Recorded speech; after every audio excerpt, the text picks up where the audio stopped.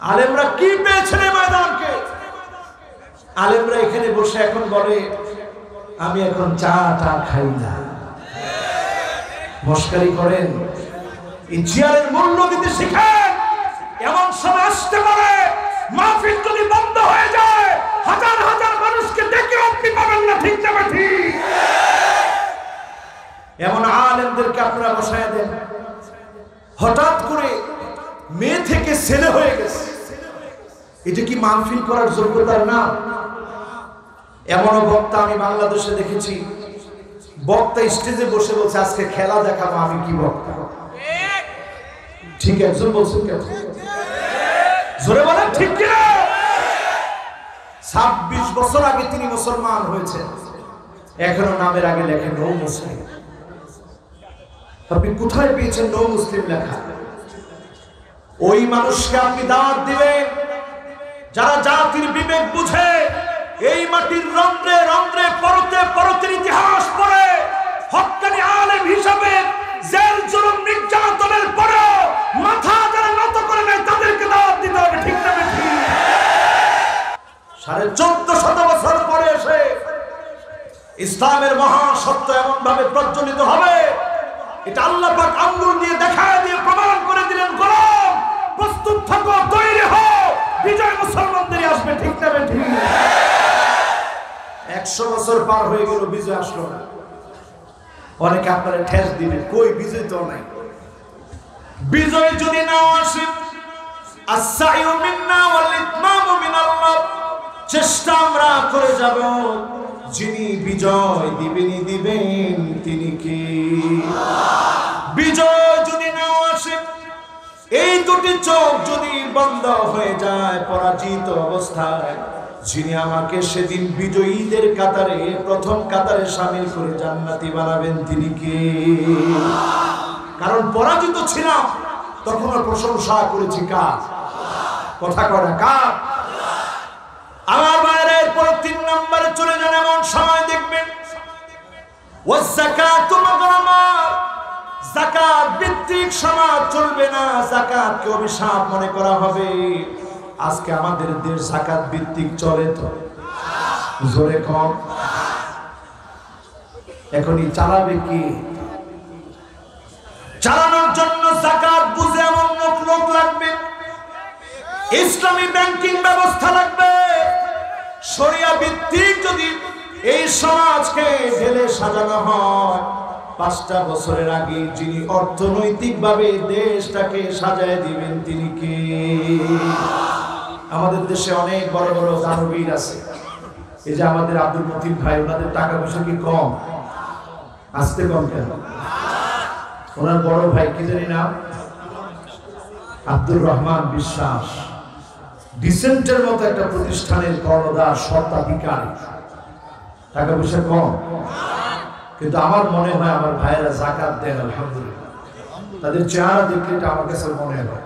আর আজকের মাহফিল থেকে আরো রিকোয়েস্ট করে যাব, ঠিক যেভাবে ব্যাংকের অ্যাকাউন্ট আপনারা হিসাব করেন, ইসলামী ব্যাংকে কত আছে, আল-রাফায় কত আছে, অন্যান্য ব্যাংকে কত আছে, হিসাব করে রাখি কি রাখি না?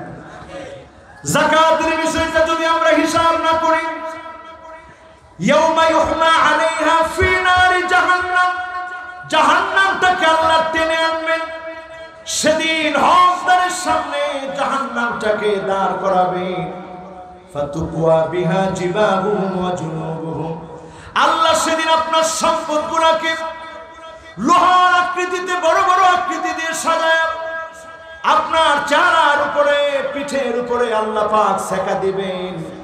আল্লাহ বলবেন লোকের দরকার ছিল, খাদ্য দরকার ছিল, ঔষধের দরকার ছিল, চিকিৎসার দরকার ছিল, না দিয়ে তুমি প্রতারণা করেছিলা, যাকাতের লুঙ্গি শাড়ির নামে প্রতারণা করেছিলা, যাকাত দেও নাই, ঠিক না বেঠি? এখন এরকম অবস্থা আমাদের দেশের মধ্যে আছে না নাই? এরপরে আমার ভাইরা 4 নম্বরটা আরো কঠিন। ওয়া তাআল্লামা আদ-দীনু লিগায়রিদ-দীন, এমন সময় আসবে মানুষ দিন শিখবে, হাফেজ হবে, আলেম হবে, খতিব হবে, বক্তা হবে, শুধুমাত্র দুনিয়া অর্জনের জন্য যারা বক্তা হবে আল্লাহ কঠিন কিয়ামতের দিনে ফেরেশতাকে বলবে, ফেরেশতা তার মাথা নিচের দিকে দিয়ে দাও, পাটাকে উল্টায় দাও।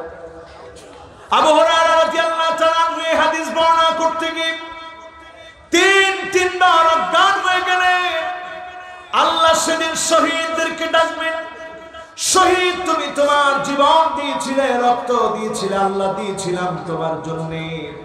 আল্লাহ বলবে কাযাবতা, তুমি মিথ্যা বলেছো, আমার জন্য দাও নাই। গোত্রের জন্য দিয়েছিলাম, ক্ষমতার জন্য দিয়েছিলাম, অপরাজনীতির জন্য তোমার জীবন দিয়েছিলে, জমিনে দ্বীন প্রতিষ্ঠার জন্য দাও নাই, তোমার শাহাদাত কবুল হয় নাই। মাথা নিচের দিকে দিয়ে দাও, পাটাকে উল্টায় দিয়ে জাহান্নামে ফেলে। বলেন নাউযু বিল্লাহ। এরপরে আল্লাহ আলেমদেরকে ধরবেন, আলেমদেরকে ধরে আল্লাহ বলবে, ও আলেম তুমি কোরআন তেলাওয়াত করেছিলে। আলেম বলবে করাতুল কুরআন লাকাল্লাহ, তোমার জন্য কোরআন পড়েছি, তোমার জন্য কোরআন প্রচার করেছি, খুতবা দিয়েছি, ওয়াজ করেছি। আল্লাহ বলবে না না, কোনটাই কবুল হয় নাই, সব মানুষের জন্য করেছো। আজকে আমার সামনে পাবনা, এই পাবনার যত ভাই আছে আপনাদেরকে বলে যাই, এমন আলেমদেরকে দাওয়াত করবেন যারা সত্যিকারে আলেম হয়েছে, হক্কানি রব্বানি আলেম চিনে চিনে দাওয়াত করবেন। বাতিল কোন আলেমের কথা শোনা যাবে না, ঠিক না বেঠি? আলেমরা কি পেয়েছেন ময়দানকে? আলেমরা এখানে বসে এখন বলে আমি এখন চা খাই না, মস্কারি করেন। এই চেয়ারের মূল্য দিতে শিখেন। এমন সময় আসতে পারে মাহফিল যদি বন্ধ হয়ে যায়, হাজার হাজার মানুষকে ডেকে আপনি পাবেন না, ঠিক না বেঠি? এমন আলেমদেরকে আপনারা বসায় দেন। হঠাৎ করে মেয়ে থেকে ছেলে হয়ে গেছে, এটা কি মাহফিল করার যোগ্যতার না? এমন বক্তা আমি বাংলাদেশে দেখেছি, বক্তা স্টেজে বসে বলছে আজকে খেলা দেখাবো। আমি কি বক্তা? ঠিক একজন বলছেন, কেন জোরে বলেন ঠিক কিনা? 26 বছর আগে তিনি মুসলমান হয়েছেন, এখনো নামের আগে লেখেন নো মুসলিম। আপনি কোথায় পেয়েছেন নো মুসলিম লেখা? ওই মানুষকে আপনি দাওয়াত দিবেন যারা জাতির বিবেক বুঝে, এই মাটির রন্ধ্রে রন্ধ্রে পরতে পরতের ইতিহাস পড়ে, হক্কানি আলেম হিসাবে জেল জুলুম নির্যাতনের পরেও মাথা যারা নত করে নাই তাদেরকে দাওয়াত দিতে হবে, ঠিক না বেঠি? বস্তি তুলতে সময় লাগে না। বস্তি শুধু আপনার কাছে কিছু বাসটাস আছে, উপরে একটু তেরপাল দিয়ে দিলেন, একটা বস্তি হয়ে গেছে। এটা সামান্য জল বাতাস আসলে হঠাৎ করে উড়ে যাবে, ঠিক না বেঠি? একটা টাওয়ার তৈরি করে, টর্নেডো আসবে, ঘূর্ণিঝড় আসবে, জেল জুলুম নির্যাতন নিপীড়ন হবে, হকের দাওয়াত যারা এক চুল ভয় পেয়ে হকের দাওয়াত বাদ দিবে না, তাদেরকে দাওয়াত করতে হবে, ঠিক না বেঠি?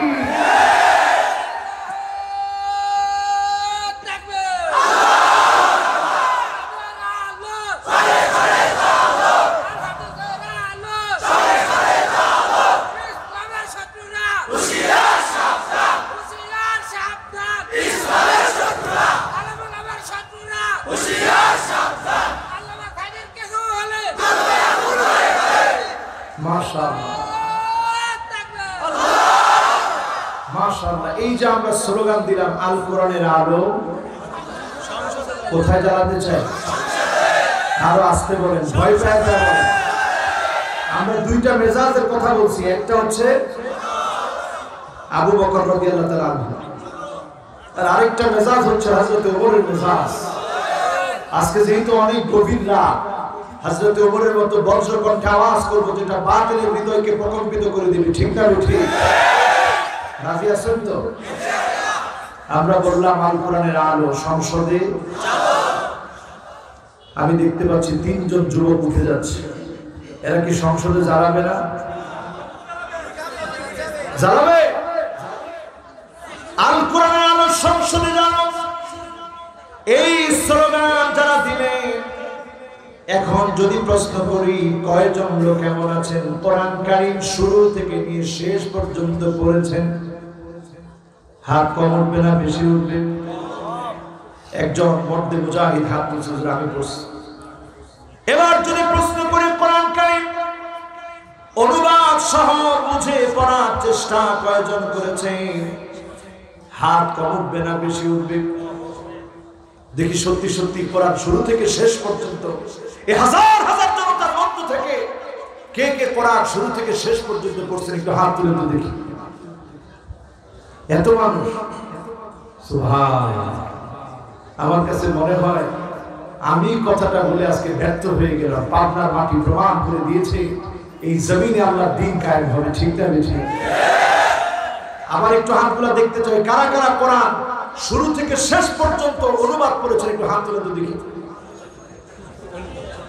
কি রে, এখন তো হাত সব আস্তে আস্তে মাথার উপর নেমে গেছে। একটু চিন্তা করেন আমার ভাই, এই জমিনে দ্বীন কায়েম হবে, সংসদে বাতি জ্বলবে। এই কোরআন কারীম যদি আমরা শুরু থেকে শেষ পর্যন্ত পড়তাম, এই স্পিরিটটা যদি মাহফিল থেকে নিতে পারতাম, মুহাসাবা যদি আজ থেকে শুরু হয়ে যেত, আমরা এমন মুমিন হতাম যেই মুমিনদেরকে ভালো কাজ আনন্দ দিত, ফলশ্রুতিতে যিনি বিজয় দিতেন তিনি কে? এবার একটু টেস্ট করেন, আপনি কয় নাম্বারের মুমিন? কষ্ট হবে। ইদা সাররাতকা হাসানাতুক ওয়া সাআতকা সাইয়্যাতুক ফান্তা মুমিন। ভালো কাজ যদি আপনাকে আনন্দ দেয়, মন্দ কাজ যদি আপনাকে ব্যথা দেয়, আপনি স্পষ্ট বুঝে নেবেন ফান্তা মুমিন, আপনি মুমিন, আপনি মুমিন। ভালো কাজ আজকের মাহফিলে বসা ভালো না খারাপ? কোরআনের পক্ষে কথা বলা ভালো না খারাপ? কোরআনের জন্য যদি জীবন দিতে হয়, জীবনটা ধন্য হয়। ঠিক না বেঠি? এই কাজের জন্য যদি আপনার মনে আনন্দ আসে, খালি পায়ে বের হয়ে গিয়েছে দ্বীন কায়েমের জন্য, এই মানুষটারে যিনি সেরা বানায় দিবেন তিনি কে? সুতরাং আজকের মাহফিল থেকে মুমিন হতে পেরেছি কিনা, ভালো কাজ আমাকে আনন্দ দেয় কিনা, মন্দ কাজ আমাকে কষ্ট দেয় কিনা, এইটা বোঝার জন্য ইসলাম আপনার ধর্ম হওয়া লাগবে। রাজনীতি যদি আপনার ধর্ম হয়ে যায়, মন্দ কাজ কোনোদিন আপনাকে ব্যথা দিবে না। ঠিক না বেঠি? এখন সবচেয়ে বড় ধর্মের নাম রাজনীতি। কি বলবেন আপনি? ইসলাম? কি বলবেন খ্রিস্ট ধর্ম? কি বলবেন হিন্দু ধর্ম? কি বলবেন বৌদ্ধ ধর্ম? সব বাদ দিয়ে রাজনীতির এখন বড় ধর্ম বানায় নিছি আমরা। ঠিক না বেঠি?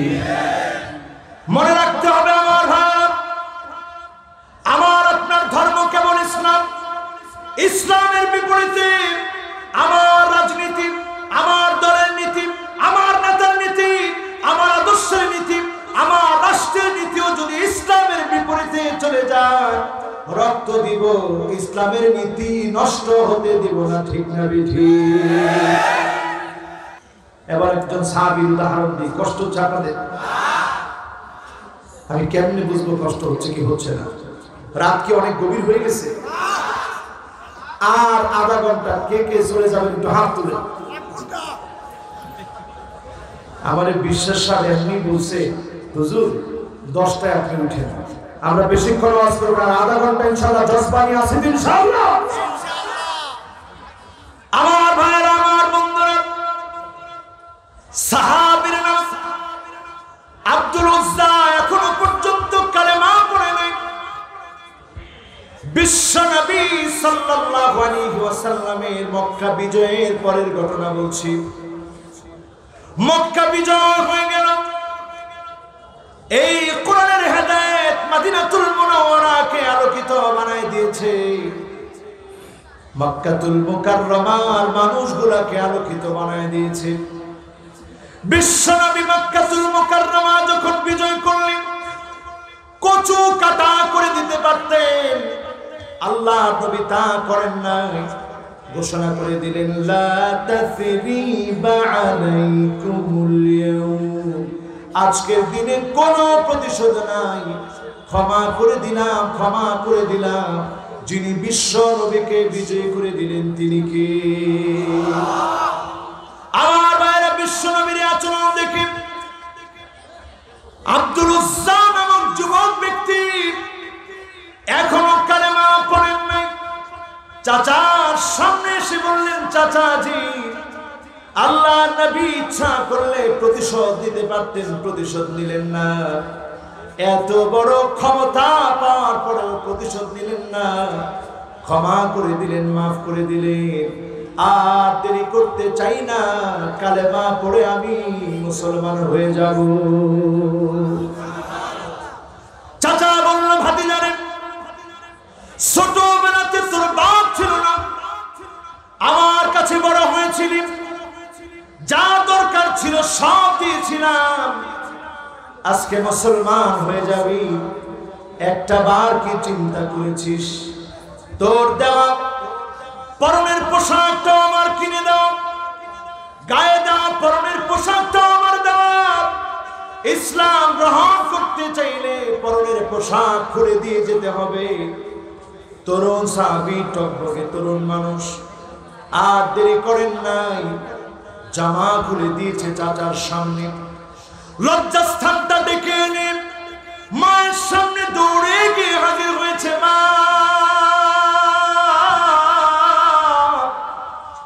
আর দেরি করতে চাই না, রওনা হয়ে গেলাম, আমি ইসলাম গ্রহণ করব, ইসলাম কবুল করব।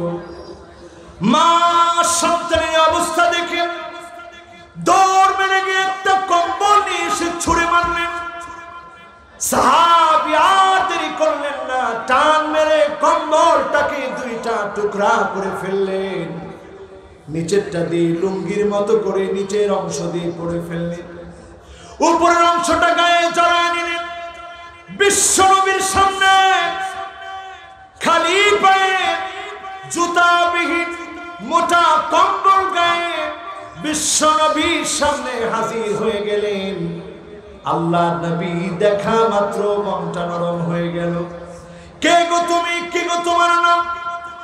সাহাবী বলল, আমার নাম আব্দুল উজ্জা, সম্ভ্রান্ত পরিবারের ছেলে আমি, ইসলাম গ্রহণের কথা বলেছি, চাচা পোশাক খুলে নিয়েছে, খালি গায়ে চলে আসতেছিলাম, মা আমাকে একটা কম্বল ছুঁড়ে মারলো, কম্বলটা দুইটা ভাগ করে পরে নিয়েছি। আল্লাহর নবীর এত মায়া লাগলো, নবী কাছে টেনে নিলেন, কালেমা পড়া দিলে। কালেমা পড়ে আব্দুল উজ্জা যেই না মুসলমান হয়েছে, নবী নাম রেখে দিলেন, তোমার নাম আজকে থেকে আব্দুল উজ্জা না, উজ্জা নামক কোন ব্যক্তির গোলাম তুমি হতে পারো না, তুমি একমাত্র শুধুমাত্র গোলাম হবে কার? কালেমা পড়ে ফেলল আব্দুল উজ্জা, নাম হয়ে গেল আব্দুল্লাহ। আদর করে বিশ্ব নবী ওনাকে ডাকতেন দুল বাজাদাই, দুইটা টুকরা কম্বলওয়ালা। বদরের যুদ্ধ পায় নাই, উহুদের যুদ্ধ পায় নাই, খন্দকের যুদ্ধ পায় নাই, হুনাইনের যুদ্ধ পায় নাই, দামামা বেজে উঠেছে তাবুকের যুদ্ধে।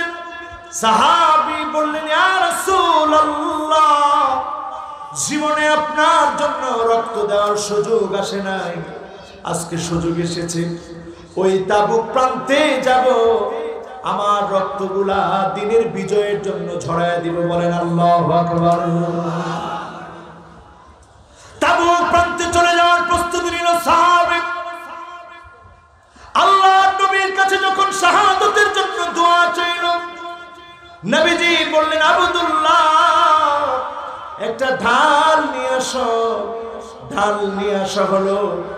নবীজি আল্লাহর কাছে দোয়া করে দিলেন, আল্লাহুম্মা হাররিম দামাহু আলাল কুফার। ও আমার আল্লাহ, আমার আব্দুল্লাহর জন্য, কাফেরদের জন্য আমার আব্দুল্লাহর রক্তকে তুমি হারাম বানায়া দাও। বিশ্বনবী দোয়া করছে, রক্ত হারাম বানায়। সাহাবী কেঁদে ফেললেন, ইয়া রাসূলুল্লাহ, বদর পাই নাই, উহুদ পাই নাই, খন্দক পাই নাই, হুনাইন পাই নাই। আজকের তাবুকের যুদ্ধে গিয়ে আমার তাজা রক্তগুলা জমিনের মধ্যে ঢেলে দিতে চেয়েছি। ঢেলে দেওয়ার জন্য অঙ্গীকার নিয়েছিলাম। কেন আমার জন্য এমন দোয়া করে দিলেন? আল্লাহর নবী বলেন, আব্দুল্লাহ তুমি আমার বড় প্রিয়, কিছু নিয়ে আসতে পারো না এই দিনের জন্য, শুধুমাত্র 2 টুকরা কম্বল নিয়ে এসেছিলাম। জ্বরের ঘরে যদি তাবুক প্রান্তে তুমি মারা যাও, যিনি তোমাকে শহীদ হিসাবে কবুল করে নিবেন তিনি কে? এই জমিনে দিন কায়েমের জন্য আমরা কি জীবন দিতে প্রস্তুত? জমিনে দিন কায়েমের জন্য আমরা কি জীবন দিতে প্রস্তুত? আপনার মৃত্যু যদি জালেমের জুলুম নির্যাতনের মধ্যে হয়, আপনার মৃত্যু যদি খাটে শুয়ে হয়, শাহাদাতের তামান্না হৃদয়ে ছিল, মান আরাদা শাহাদাতা বিসিদকিন বাল্লাগাহু আল্লাহু মানাজিলাশ শুহাদা ওয়া ইন মাতা আলা ফিরাশিহি, বিছানায় শুয়ে যদি মারা যান, যিনি আপনাকে শহীদ হিসাবে কবুল করে নেবেন তিনি কে? আমরা কি শহীদ হতে চাই? এই জমিনে কি আল্লাহর জন্য রক্ত দিতে চাই? এই জমিনে যদি দিন কায়েমের জন্য রক্ত দিতে হয়, জীবন দিতে হয়, কারা কারা আল্লাহর জন্য, নবীর জন্য, দিন প্রতিষ্ঠার জন্য কারা কারা রক্ত দিবে? হাত তুলে দেখায়।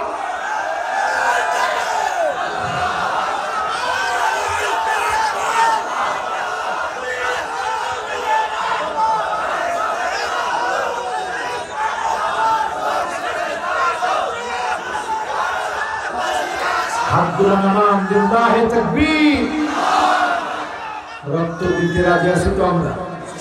বলেন, রক্ত দিতে রাজি আছি তো আমরা? শুধু মুখে, শুধু মুখে।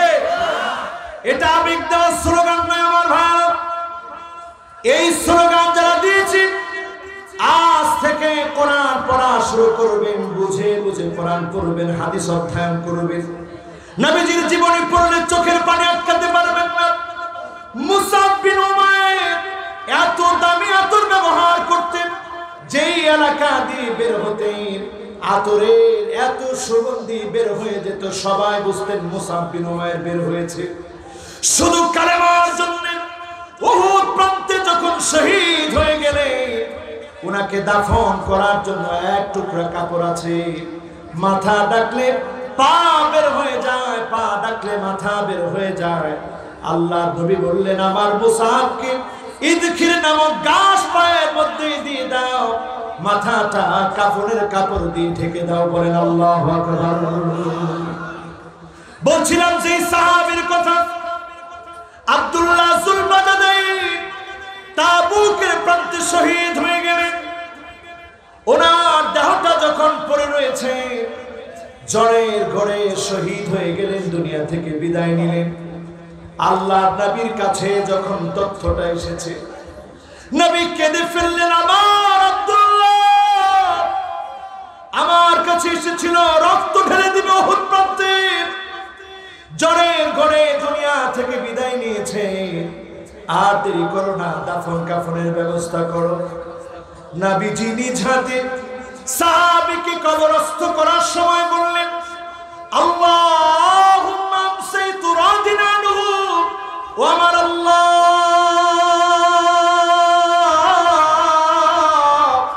আজকে সন্ধ্যা পর্যন্ত আমার আব্দুল্লাহর উপরে আমি নবী খুশি ছিলাম। ফারদি আনহু ইয়া রাব্বাল আলামিন, ওগো মালিক তুমি আমার আব্দুল্লাহর উপরে খুশি হয়ে যাও।